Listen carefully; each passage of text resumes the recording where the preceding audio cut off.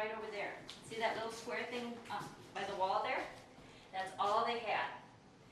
But when they were going to live here in the winter time, they had to make some changes to the house. So that's when they got this big old black stove in here. That's when they got the furnace in the house that you saw downstairs. And that's when he dug the well, so they would have water in the house.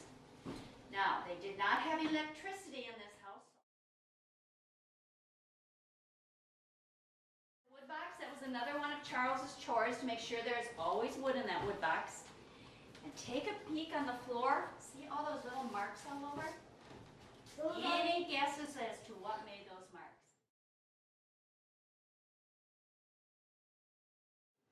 Now, this water would run through this stove, and Evangeline, his mom, would turn on this faucet.